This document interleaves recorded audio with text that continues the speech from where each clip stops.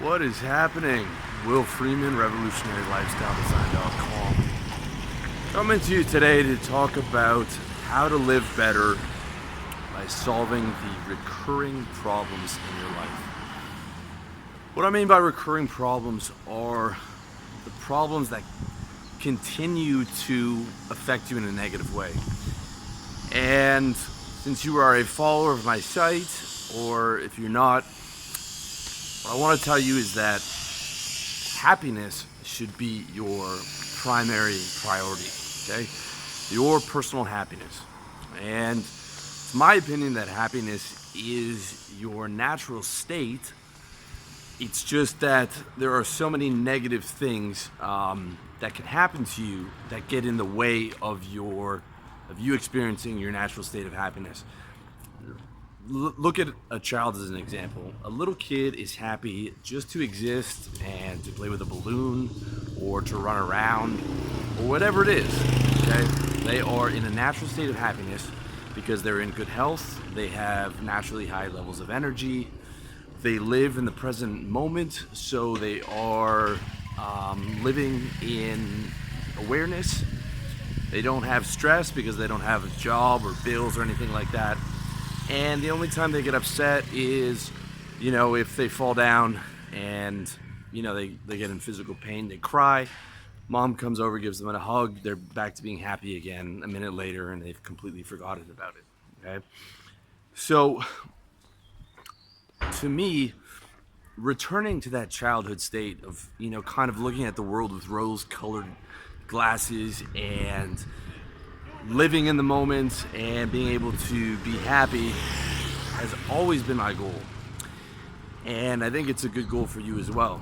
And it's something that you might not think is possible, but you'd be very, very surprised with what you can do when you apply yourself. And think about how you applied yourself to school. For 20 years, you went 8 hours a day, 5 days a week, to get a worthless degree with maybe 10% of that knowledge being useful, okay? Calculus, science, almost all of that stuff is completely useless to you at this point in time. If you could apply even a fraction of the effort and the fraction of the time that you put into school into making happiness your primary priority, your quality of life will go up dramatically. And one of the best ways that I know how to do that is to put a serious focus on solving your recurring problems, okay? Recurring problems are 90% of what keeps you out of living in your natural state of happiness, okay? The other 10% will be things that happen randomly, okay?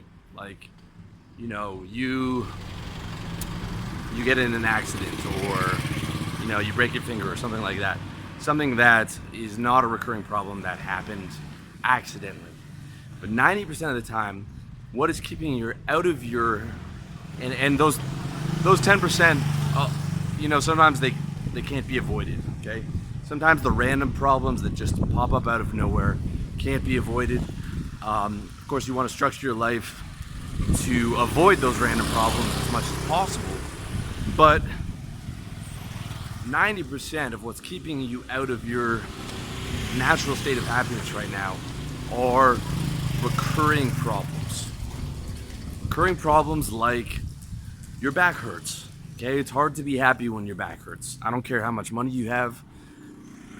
Any of you guys have had back pain like I used to, it will fuck up your whole day. And every 30 seconds you're thinking about, fuck, my back hurts, okay? Your back does not just hurt out of nowhere. A lot of guys just say, I got a bad back. That is not the case. It is not the case. You have a bad back because you've been neglecting it for the last 10 years or 15 years, and it finally caught up to you, like it did with me in my late 20s, right? The way I solved that was I started doing yoga. I started doing a 20-minute routine every morning with a Theracane and shoulder dislocations. I cut my workouts down to twice a week. Now I'm even getting them down to once a week. Recently I added magnesium to my diet because all the caffeine I was taking was leaching out of the magnesium out of my body. and hyaluronic acid, collagen, all that stuff. Okay? That problem is not solved 100%, but it is to the point where my back just doesn't hurt anymore. It is way better, and it is much easier for me to stay in my natural state of happiness. Okay? Assuming I don't work out too much or sit in a bad posture for too long, my body feels nice and loose. Other example would be working a job. There is no such thing as a dream job, okay? Probably sick of me hearing it, but I'm walking around in Chiang Mai here. It is 1:30 in the afternoon. While my friends are, this is my average day. My average day before was making 100 cold calls, selling something that I didn't care about, right? Quality of life goes up from solving that problem more than probably any other problem there is. All right? Are you constantly upset with your girlfriend? Are you constantly in a bad mood with your relationships? Well, you're in a toxic relationship. Time to solve that problem. Okay? Are you losing your hair like I am? Okay. It's a recurring problem. It's something that is maybe consistently bothering you. You can either shave your head, or you can get on the minoxidil. You can get on the RU for your research subject. You can look into options for a hair transplant. Are you not happy with the way your body looks? Okay? Do you look in the mirror every day and see a gut and it makes you upset? Or do you look in the mirror and say you're too skinny and it makes you upset? Again, something that you can solve.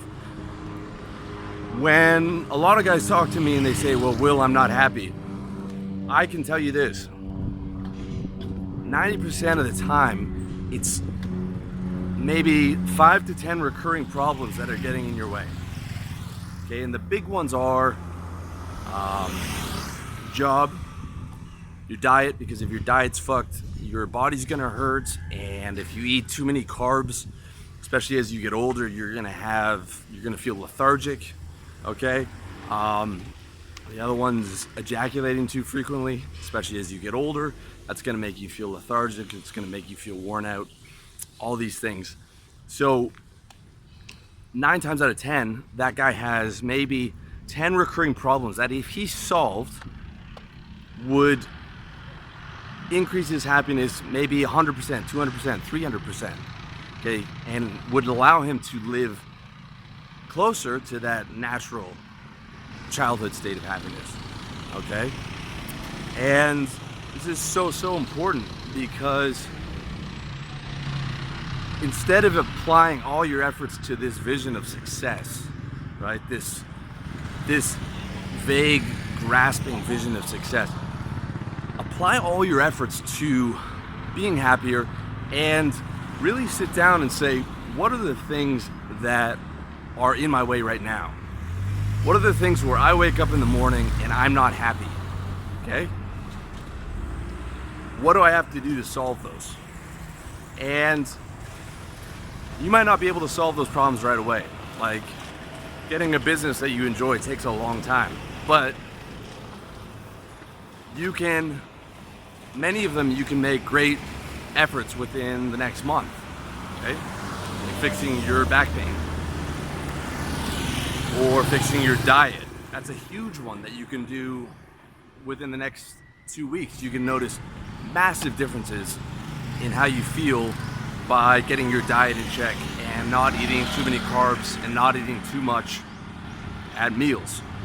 So the first thing to do is look at, like, what are the 10 worst recurring problems that I'm dealing with right now? And I like to put them in my project section of my Wonder List, okay? And then you want to sit down, put them in your project section of your Wonder List, okay? You can see how to set up your Wonder List in my book, How to Get Organized. But even if you just sit down with a pen and paper, that's okay too. And then put together an action plan on how you're gonna deal with those recurring problems, okay? Some of them you could solve today. If you're fucked up over a toxic girlfriend that's cheating on you and you're fighting with her, you could drop her today and have that major problem be solved. All right? It's really, really important that you sit down and you put that action plan together, because it is one of, if not the biggest way I know of to get an increase in your quality of life. And one thing though that you gotta look out for is you might be able to sit down with the action plan and look at it and see, okay, I've got these 10 major problems that are fucking up my life, and it seems like it's too big to handle all at once. Okay, manage your expectations. Say, I'm gonna put this into practice, but I don't have to solve everything right now. What I'm saying is, don't be overwhelmed. Okay, if you've been neglecting a lot of things in your life for a long time, it's very easy to become overwhelmed and say, well, fuck man, it's hard enough just to start a business, let alone do these other things. Baby step that stuff, okay? Baby step your way towards, okay, buying the website domain for your business, or saying, I'm gonna do 10 minutes of yoga a morning for my back, or I'm still gonna eat the dirty food that I want for dinner, but on lunches, I'm gonna start eating clean.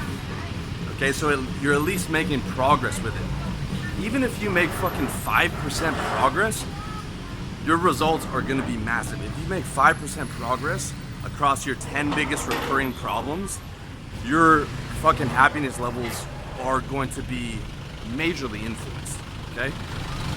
And it's so important that you manage your expectations in that way.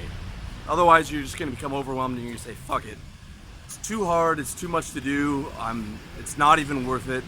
It's not worth the pain of change, right?